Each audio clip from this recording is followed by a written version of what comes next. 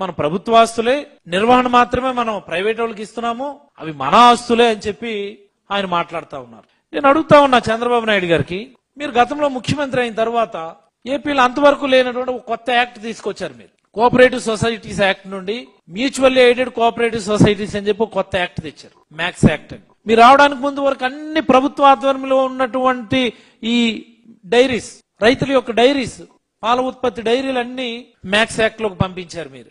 ఆ తర్వాత అవేమో ప్రైవేట్ లిమిటెడ్ కంపెనీలుగా మారిపోయి ఆ డైరీలన్నీ కూడా ప్రైవేట్ వ్యక్తుల చేతుల్లోకి వెళ్ళిపోయాయి. ఇది వాస్తవం కాదా? ఆ రోజు కూడా మీరు చెప్పింది అదే.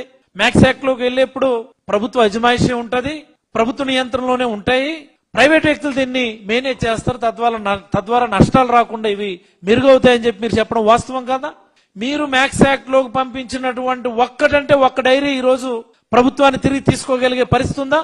విజయ విశాఖ డైరీ అంటే విశాఖ డైరీ విశాఖపట్నం, విజయ డైరీ కృష్ణా జిల్లా, సంగం డైరీ గుంటూరు, ఒంగోలు, అన్ని నెల్లూరు డైరీని అంటే మీరే మొత్తం డిఫంక్ చేయించారు. చిత్తూరు డైరీ, ఏ డైరీ ఇప్పుడు గవర్నమెంట్ ఆధ్వర్యంలో ఉంది? తీసుకోగలుగుతున్నామా మనం? అప్పుడు కూడా ఇదే మాట చెప్పారు మీరు. మ్యాక్స్ యాక్ట్ వచ్చినప్పుడు తీసుకొచ్చినప్పుడు ఇవన్నీ ప్రభుత్వ నియంత్రణలోనే ఉంటాయి, ప్రభుత్వమే నిర్దేశిస్తుంది, ప్రైవేట్ వాళ్ళు ఆపరేట్ చేస్తారని చెప్పి మీరు చెప్పారు. తీసుకురాగలిగామా? లేదే.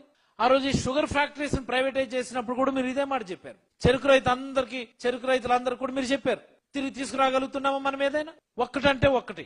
ఎందుకు ఇలాంటి అబద్ధాలు మాట్లాడతారు మీరు? జన్మతహా అబద్ధాలు మాట్లాడడం మీకు అలవాటు. మీ అనుయాయులకి, మీ అనుచరులకి, మీ బినామీలకి, మీ సొంత మనుషులకి వాళ్ళ చేతిలో పెట్టడానికి మీరు చేస్తున్నటువంటి దుస్సాహసం తప్ప మరొకటి కాదు ఇది. ఇంకా కలబొల్లి మాట్లాడిన ప్రజలందరికీ అర్థమవుతుంది. ఇంకా మీరు వాళ్ళని కన్విన్స్ చేయడానికి మీరు మాట్లాడతారు.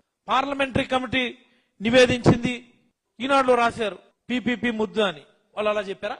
పార్లమెంటరీ కమిటీ ఏం చెప్పిందంటే చాలా స్పష్టంగా, there is a gap between aspirants of medical education and seats available in medical education. There is a gap.